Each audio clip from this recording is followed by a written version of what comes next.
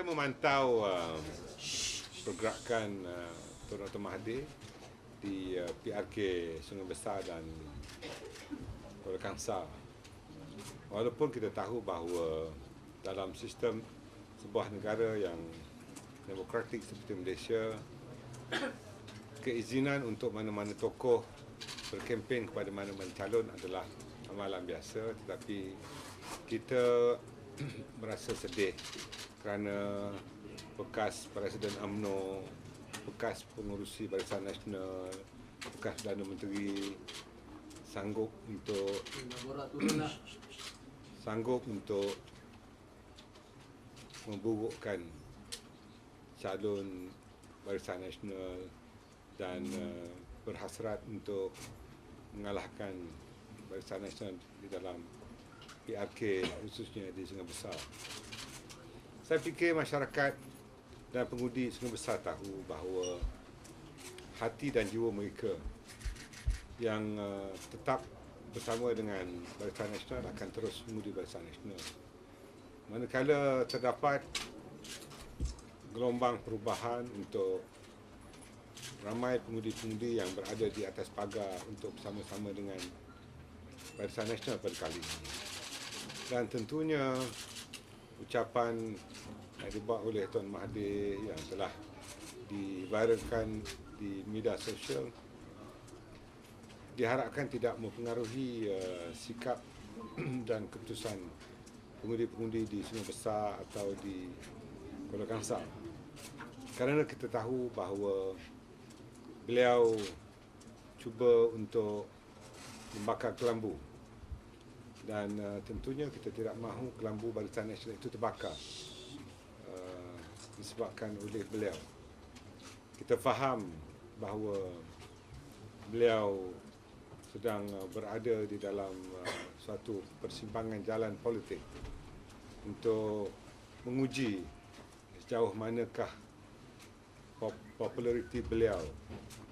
Adakah beliau masih mempunyai pengaruh atau sebaliknya.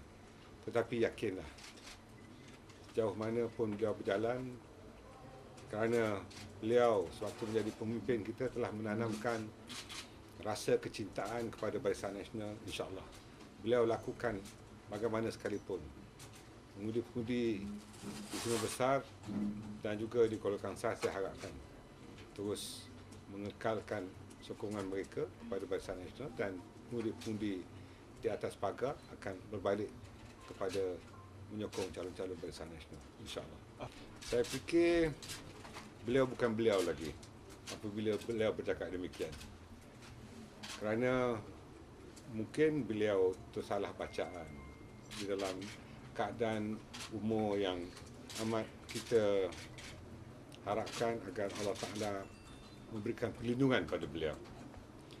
Dan kita harapkan agar tata bahasa yang digunakan oleh beliau dahulu sama dengan tata bahasa sekarang. Mudah-mudahan beliau tidak dianggap sebagai orang yang terlalu bertahajud umurnya hingga sanggup untuk melontarkan kataan sedemikian.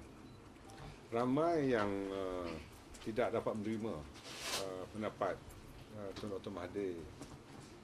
Mungkin dulu ada rasa simpati pada beliau kerana perbezaan pendapat dan perbezaan pendirian, tetapi apabila beliau bersama dengan musuh-musuh politik beliau yang beliau telah ajak kami semua untuk tidak menerima musuh-musuh politik, sedangkan keadaan sekarang berlaku sebaliknya, maka janganlah risau.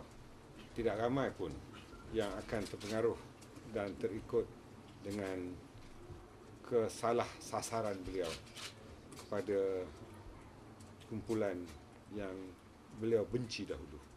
Kita tidak perlu menangkis kerana rakyat sendiri telah menangkis apa yang beliau katakan. Cuma kita rasa kasihan pada beliau dalam kelanjutan yang begitu beliau tersasar jalan.